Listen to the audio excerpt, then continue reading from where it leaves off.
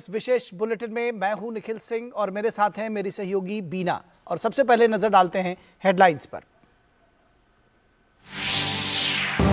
CGST दूसरा संशोधन विधेयक 2023 और राष्ट्रीय राजधानी क्षेत्र दिल्ली कानून विशेष प्रावधान दूसरा संशोधन विधेयक 2023 लोकसभा से पारित, जबकि भारतीय न्याय संहिता बिल 2023, भारतीय नागरिक सुरक्षा संहिता 2023 और भारतीय साक्ष्य संहिता बिल 2023 पर चर्चा। राज्यसभा से भी पारित हुआ राष्ट्रीय राजधानी क्षेत्र विधेयक।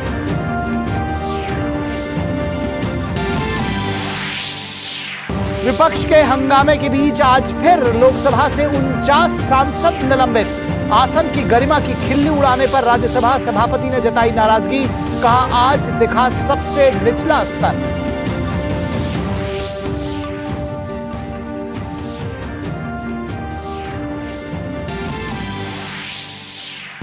भाजपा के संसदीय दल की बैठक में संसद की सुरक्षा को लेकर विपक्ष के रवैये पर पीएम ने साधा निशाना, कहा विधानसभा चुनाव में हार से बौखला गया है विपक्ष, संसद की कार्यवाही को बाधित करना हताशा का प्रतीक। प्रधानमंत्री नरेंद्र मोदी आज वीडियो कॉन्फ्रेंसिंग के जरिए स्मार्ट इंडिया हैकाथॉन 2023 के ग्रैंड फिनाले के प्रतिभागियों से करेंगे संवाद। ग्रैंड फिनाले 19 से 23 दिसंबर तक होगा आयोजित।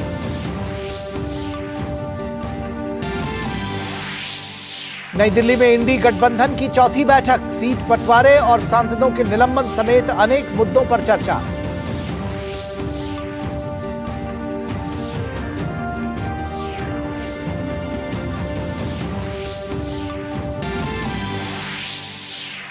ज्ञानवापी मामले में इलाहाबाद हाईकोर्ट का बड़ा फैसला, कोर्ट ने मुस्लिम पक्ष की 5 याचिकाओं को किया खारिज। हिंदू पक्ष के 1991 में दर्ज कराए गए केस पर सुनाया गया फैसला।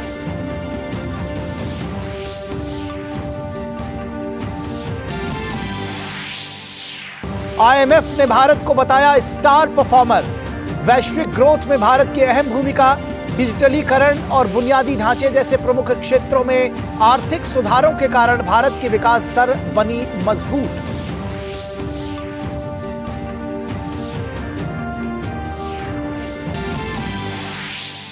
और भारत और दक्षिण अफ्रीका के बीच 3 वनडे मैचेस की सीरीज का दूसरा मुकाबला गत-बेराह में जारी। पहले बल्लेबाजी कर रही भारतीय टीम को लगाए शुरुआती झटके।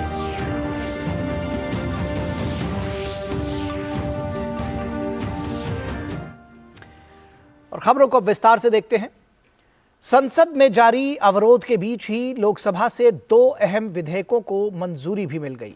चर्चा के बाद राष्ट्रीय राजधानी क्षेत्र दिल्ली कानून विशेष प्रावधान दूसरा संशोधन विधेयक 2023 लोकसभा से पारित हो गया।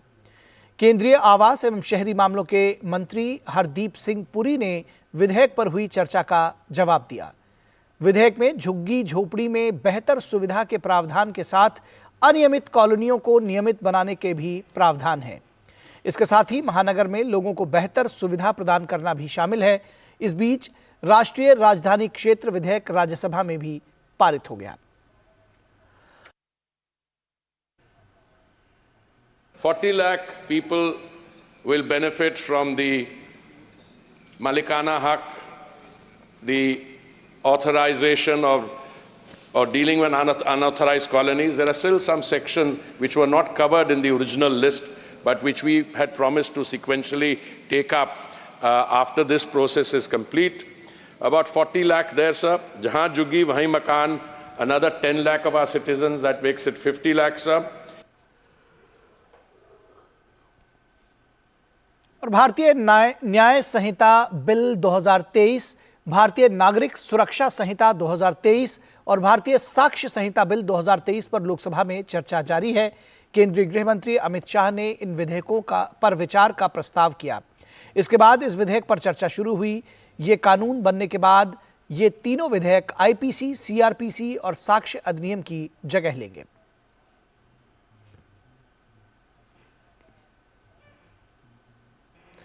और आज भी सदन की कार्यवाही शुरू होते ही विपक्ष ने हंगामा करना शुरू कर दिया, जिसके चलते आज भी 49 सांसदों को निलंबित कर दिया गया।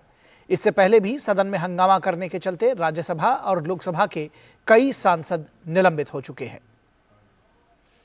श्रीमती सुप्रिया सूले, श्री SS उल्लाका, श्री अडूर प्रकाश, डॉक्टर अब्दुल समद समदनी, श्री मनीष तिवारी, श्री प्रद्युत बारोदोलाई, श्री गिरधारी यादव, श्रीमती गीता कोरा, ए चेले कुमार, श्री साक्षी Shashi Tharoor, Shri Mohammad Sadiq, Shri MK Vishnu Prasad, Shri PP Mohammad Faizal, Shrimati Sajda Ahmed, Shri Jasvir Gill, doctor Karti Chidambaram, Shri Khelur Rahman, Shri Rajeev Ranjan Singh, Shri DNB Senthil Kumar, Shri Santosh Kumar, Shri Daulchand Goswami, Shri Ranvir Singh Bittu, Shri Mahabali Singh MP, and Shri Sunil Kumar Singh, Shri ST Hasan, Shri M Dhanush Kumar, Shrimati Pratibha Singh,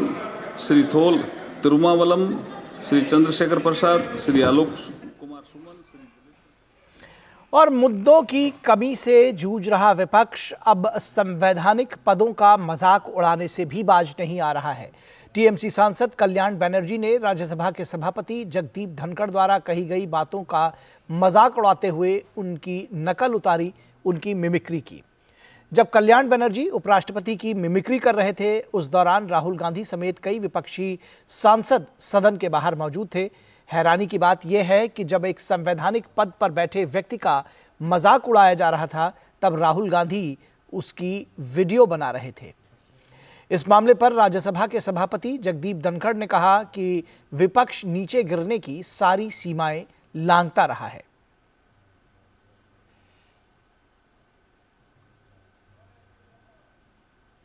मैंने कुछ देर पहले एक टीवी चैनल पर देखा है, गिरावट की कोई हद नहीं है, गिरावट की कोई हद नहीं है। आपके एक बड़े नेता एक सांसद के असंसदीय व्यवहार को वीडियो कर रहे थे। आपसे भी बहुत बड़े नेता हैं वो। मैं तो यही कह सकता हूं, सद्बुद्धि आए। कुछ तो सीमा होती होगी, कुछ जगह तो बख्शो, कुछ जगह तो बख्शो। और संसद में आज की घटनाओं पर सभापति जगदीप धनखड़ ने गहरी व्यथा और पीड़ा जताई है। कांग्रेस नेता और राज्यसभा सांसद P चिदम्बरम को आड़े हाथों लेते हुए उन्होंने कहा कि उनकी किसान पृष्ठभूमि और जाट पृष्ठभूमि को निशाना बनाकर उनका अपमान किया जा रहा है, जो राज्यसभा के सभापति के पद का निरादर है। A member parliament senior one videographing of another member for what? I had suffered, I tell you, on Instagram. Mr. Chidambaram, your party put a video which was withdrawn later on. That was shame to me. You used Twitter, official handle of the spokesperson, to demean me, insult my background as a farmer, insult my position as a Jat, insult my position as chairman. Sir, these are two serious issues. और TMC और कांग्रेस पर निशाना साधते हुए राज्यसभा में नेता सदन पीयूष गोयल ने कहा कि पूरे देश में विपक्षी दलों के व्यवहार की निंदा हो रही है। जितनी प्रतिक्रिया हो रही है, मैं अभी देख रहा था, सब टीवी पर, सभी टीवी चैनल्स पर, ट्विटर पर, सोशल मीडिया पर प्रतिक्रिया हो रही है। जिस प्रकार से तृणमूल कांग्रेस और कांग्रेस के सदस्यों ने जो हमारे सदन का अपमान किया है, हमारे नेता का अपमान किया, हमारे चेयरमैन का अपमान किया है, इस सदन के लीडर के रूप में आज चेयरमैन हम सबका संरक्षण करते हैं। पूरे जाट समाज ने इसकी निंदा की है और यहाँ एक जाट नेता कांग्रेस का बैठा हुआ आपका अपमान होते हुए इन्होंने निंदा नहीं की है। ये है कांग्रेस का चेहरा, ये कांग्रेस का जाट चेहरा, ये आम आदमी और कांग्रेस का सही रूप। तमिलनाडु में भारी बारिश के कारण हुई तबाही पर राज्यसभा में केंद्रीय मंत्री पीयूष गोयल ने डीएमके सरकार पर जमकर हमला बोला। उन्होंने कहा कि तमिलनाडु के लोग आपदा से जूझ रहे हैं और सरकार प्राकृतिक आपदा से निपटने में पूरी तरह से नाकाम हो गई है।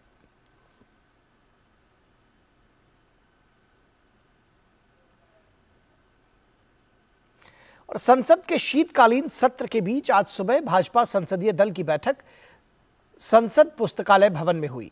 इस बैठक में प्रधानमंत्री नरेंद्र मोदी, रक्षा मंत्री राजनाथ सिंह और पार्टी अध्यक्ष जेपी नड्डा मौजूद रहे। इस दौरान पीएम मोदी ने संसद की सुरक्षा में हुई चूक को लेकर विपक्ष के रवैये पर निशाना साधा।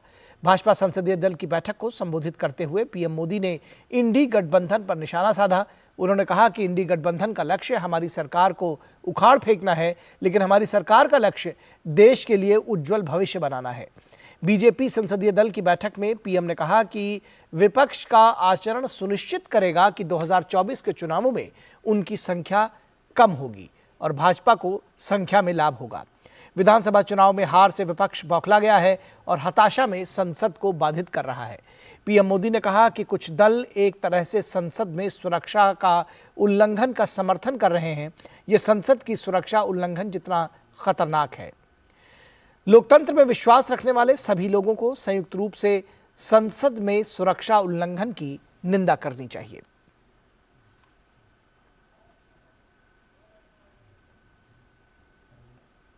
और भाजपा संसदीय दल की बैठक के बाद संसदीय कार्य मंत्री प्रहलाद जोशी ने बताया कि संसदीय दल की बैठक में विपक्ष के सरकार विरोधी एजेंडे समेत विकसित भारत संकल्प यात्रा और देश के विकास को लेकर चर्चा हुई।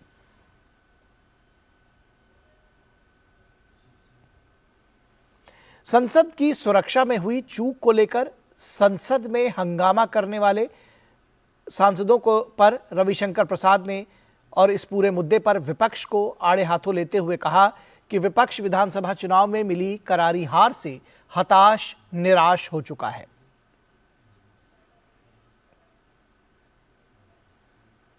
और रुकेंगे एक छोटे से ब्रेक के लिए, कहीं मत जाइएगा, जल्द हाजिर होंगे। चाय की प्याली के साथ खबरों से भरी नई सुबह, देश की राजनीति, आम जन की कहानी, विदेशों की हलचल, कारोबार का गुणा भाग, खेल का मैदान, मनोरंजन और ज्ञान विज्ञान, विरासत और संस्कृति के साथ सेहत की बात और ग्लैमर का तड़का। सोमवार से शुक्रवार सुबह 8 से 9 बजे, सुकून से भरा नया सवेरा।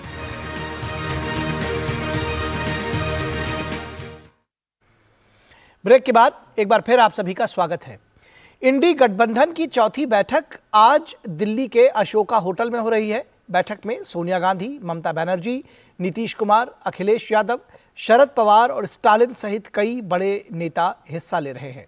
बैठक में मिशन 2024 को लेकर गठबंधन में सीट शेयरिंग को लेकर फॉर्मूला आज तय होगा।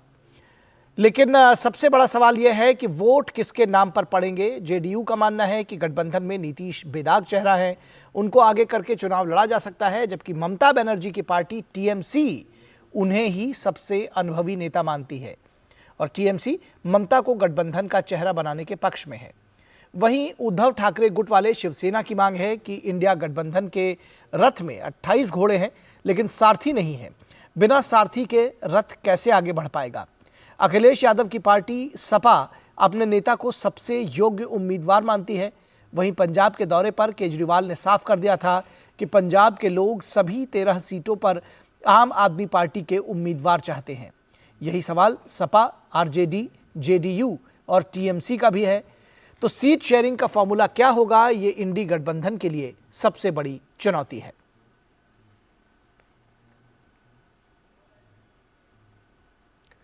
और इंडी गठबंधन की बैठक से ठीक पहले कांग्रेस ने 2024 के आम चुनाव के लिए 5 सदस्यीय राष्ट्रीय गठबंधन समिति का गठन कर दिया है।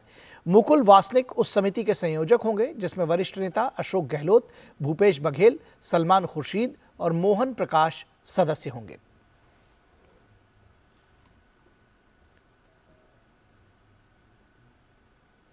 भाजपा प्रवक्ता शहजाद पूनावाला ने नई दिल्ली में एक प्रेस कॉन्फ्रेंस की, जिसमें उन्होंने हाल ही में संपन्न हुए विधानसभा चुनावों में जनता ने मोदी की गारंटी पर मुहर लगाई है, इस बात पे बात कही। देश की जनता ने उन लोगों को पूरी तरह से नकार दिया है जो केवल कमीशन और भ्रष्टाचार के लिए सत्ता हासिल करना चाहते हैं।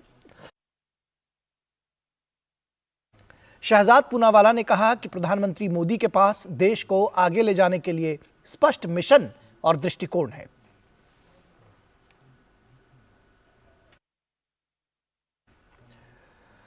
प्रधानमंत्री नरेंद्र मोदी आज वीडियो कॉन्फ्रेंसिंग के जरिए स्मार्ट इंडिया हैकाथॉन 2023 के ग्रैंड फिनाले के प्रतिभागियों के साथ बातचीत करेंगे।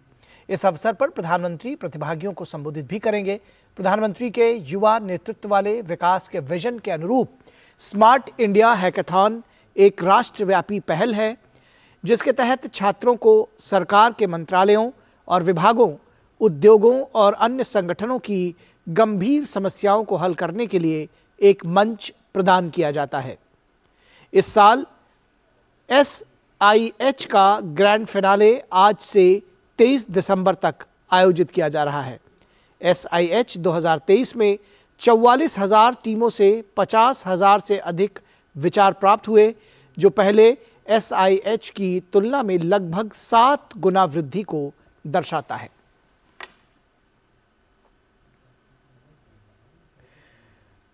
दिल्ली शराब घोटाला मामले में ईडी ने फिर मुख्यमंत्री अरविंद केजरीवाल को समन भेजा है, ताकि उनसे इस घोटाले को लेकर पूछताछ की जा सके। ईडी ने अरविंद केजरीवाल को गुरुवार 21 दिसंबर 2023 को समन भेजकर पूछताछ के लिए हाजिर होने को कहा है। जांच समिति ने आप संयोजक को दूसरा नोटिस भेजा है। इससे पहले ईडी ने 2 नवंबर को भी अरविंद केजरीवाल को समन भेजा था, लेकिन अरविंद केजरीवाल ने उसे गैर कानूनी बताया था और पूछताछ में शामिल होने से इनकार कर दिया था। हालांकि इस बार भी वो बहाना बनाकर निकलना चाहते हैं। इसके लिए वो विपश्यना को बहाना बना रहे हैं। आम आदमी पार्टी नेता सौरभ भारद्वाज अब कह रहे हैं कि मुख्यमंत्री केजरीवाल का विपश्यना कोर्स 1 महीने पहले ही तय हो गया था और 21 दिसंबर के लिए ईडी का समन देखकर वो हैरान है। दरअसल मीडिया रिपोर्ट्स में पहले ही इस बात के कयास लगाए जा रहे थे और अब आम आदमी पार्टी विपश्यना का ही बहाना बनाती नजर आ रही है। इस मामले में बीजेपी की प्रतिक्रिया भी सामने आई है। दिल्ली बीजेपी के सचिव हरीश खुराना ने कहा है कि अगर केजरीवाल ने कुछ गलत नहीं किया है तो उन्हें डर किस बात का लग रहा है, और आपने अगर गलत किया है तो दस्तावेज क्या कहते हैं, तो उस पर आपका डर लाजमी है। मुझे लगता है कि अरविंद केजरीवाल को इस बार जाना चाहिए और ईडी जो सवाल पूछे उसका जवाब देना चाहिए।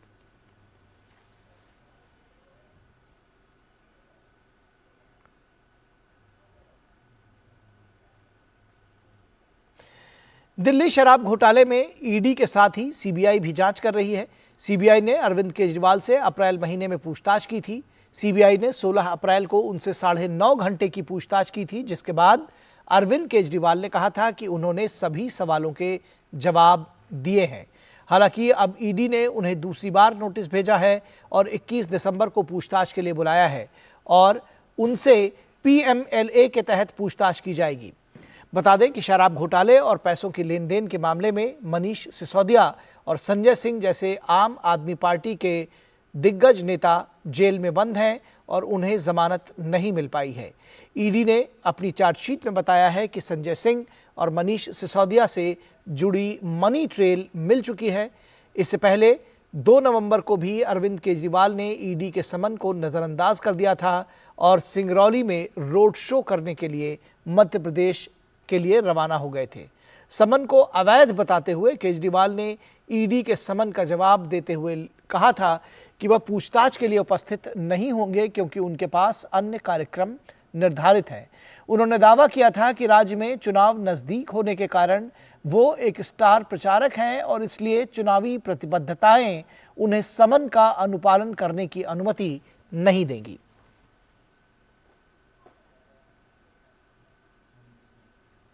प्रधानमंत्री नरेंद्र मोदी ने नमो ऐप पर जन मन सर्वे की शुरुआत की है। उन्होंने देश की जनता से भारत की विकासात्मक यात्रा पर भी राय मांगी है।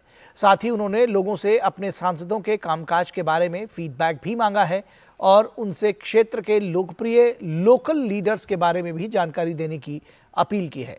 प्रधानमंत्री मोदी की इस पहल को 2024 लोकसभा चुनाव से पहले भाजपा सांसदों के कामकाज की समीक्षा के रूप में देखा जा रहा है।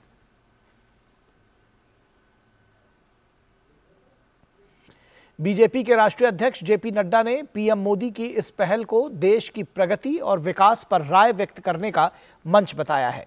उन्होंने सोशल मीडिया प्लेटफॉर्म एक्स पर लिखा, नमो ऐप पर जन मन सर्वे लोगों के लिए देश की प्रगति और विकास पर अपनी राय व्यक्त करने का एक उत्कृष्ट मंच है। इसलिए आप सरकारी योजनाओं, अपने निर्वाचन क्षेत्र में विकास कार्यों, अपने सांसद के कार्य जैसे विषयों पर अपनी राय बता सकते हैं। मैं आप सभी से अनुरोध करूंगा कि इस सर्वेक्षण में भाग लें और न्यू इंडिया की विकास कहानी का हिस्सा बनें।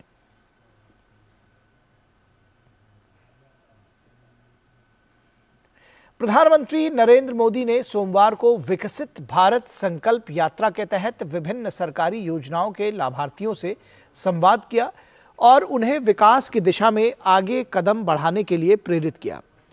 प्रधानमंत्री मोदी ने चंदा देवी नाम की एक लखपति महिला से पूछा कि तुम इतना बढ़िया भाषण दे रही हो, क्या चुनाव लड़ोगी? प्रधानमंत्री मोदी और चंदा देवी के बीच हुई बातचीत सोशल मीडिया पर भी वायरल हो रही है। बाद में बरकी में आयोजित रैली को संबोधित करते हुए भी पीएम मोदी ने चंदा देवी का जिक्र किया। उन्होंने कहा, आज चंदा देवी का भाषण सुना, मैं कह सकता हूं कि बड़े बड़े लोग इतना अच्छा भाषण नहीं दे सकते, वो हमारी लखपति दीदी है। प्रधानमंत्री ने कहा कि आज मैंने यानी कि चंदा देवी से बातचीत की, उनसे पूछा तो सटीक जवाब दिया। इस संकल्प यात्रा से मुझे और सभी साथियों को समाज के भीतर की शक्ति व सामर्थ्य को जानने का अवसर मिला है।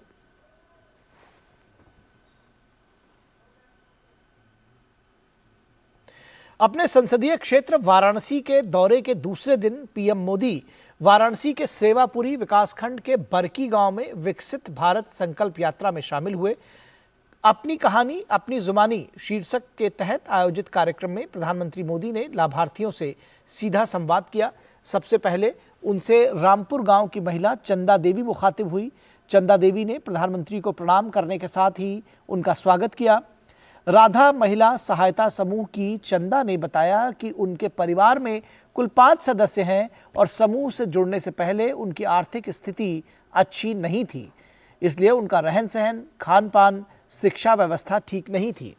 चंदा देवी ने कहा कि एक दीदी ने उन्हें समूह के बारे में जानकारी दी और इस समूह से जुड़कर कर्ज ले उन्होंने सब्जी की खेती शुरू की और उन्हें 30,000 रुपये का मुनाफा हुआ। चंदा देवी ने कहा कि मुनाफा राशि में से उन्होंने 15,000 रुपये का कर्ज चुकाया और खेती के कार्य को आगे बढ़ाया, जिससे आर्थिक स्थिति सुधरी और जीवन स्तर बेहतर हुआ। उन्होंने कहा कि वो फिर बैंक सखी बनकर कार्य करने लगी और आर्थिक स्थिति में सुधार के साथ साथ आत्मनिर्भर हो गई। चंदा देवी ने बताया कि वो अब 1 साल में 1,30,000 रुपये की बचत करती हैं और उन्होंने इसका श्रेय प्रधानमंत्री मोदी को दिया। साथ ही उन्होंने प्रधानमंत्री से महिला सशक्तिकरण को बढ़ावा देने का अनुरोध किया। पीएम मोदी ने उनसे पूछा कि चंदा देवी, आपने कहां तक पढ़ाई की है, जिस पर उन्होंने जवाब दिया कि मैं इंटर पास हूं। प्रधानमंत्री मोदी ने कहा कि आप इतना बढ़िया भाषण करती हो, कभी चुनाव लड़ी हो? चंदा देवी ने कहा, नहीं सर। तो प्रधानमंत्री मोदी ने पूछा, चुनाव लड़ोगी? चंदा देवी ने कहा कि हम आपसे प्रेरित होते हैं, आप जो प्रयास करते हैं उससे हम कदम मिलाकर चलते हैं। ये हमारा सौभाग्य है कि आपके सामने हम बोल रहे हैं। प्रधानमंत्री ने उनके बच्चों और परिवार के बारे में भी जानकारी दी। पीएम ने कहा कि मेरा संकल्प है कि देश में 2 करोड़ माताओं बहनों को लखपति बनाना है। आपकी बात सुनकर वो लखपति दीदी बनेंगी। प्रधानमंत्री मोदी ने चंदा देवी के समूह को एक जिम्मेदारी सौंपी। शादी विवाह में खड़े होकर खाना खाने के रिवाज में बर्बाद होने वाले खाने की बचत के लिए खाना परोसने की सलाह दी।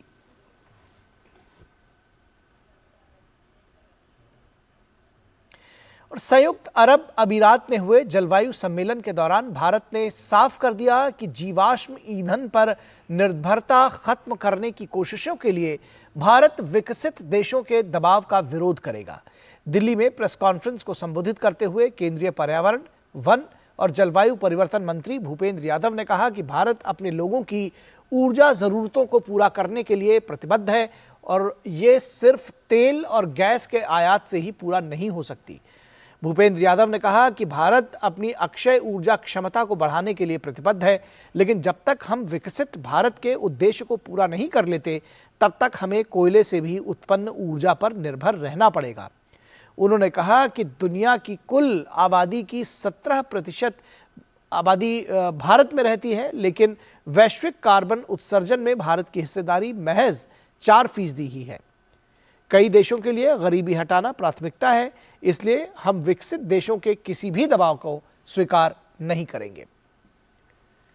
वन एवं पर्यावरण मंत्री ने कहा कि पूरे विश्व में चल रही जलवायु परिवर्तन की वार्ता में प्रधानमंत्री नरेंद्र मोदी के नेतृत्व में भारत विकासशील देशों की आवाज बनकर उभरा है।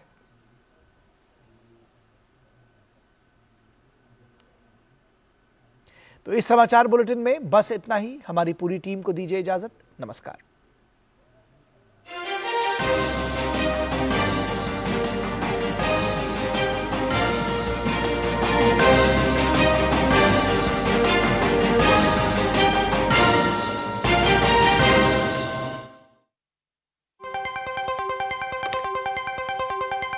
राजनीति की चाल से दुनिया के हाल तक, खेल के मैदान से किसान के खलियान तक, दिन भर की हर छोटी बड़ी खबर को समेटे खबर के हर किरदार को दिखाते हैं हम। डीडी न्यूज का प्राइम टाइम शो, सटीक और भरोसेमंद खबरें, खबर ही नहीं खबर का विश्लेषण भी।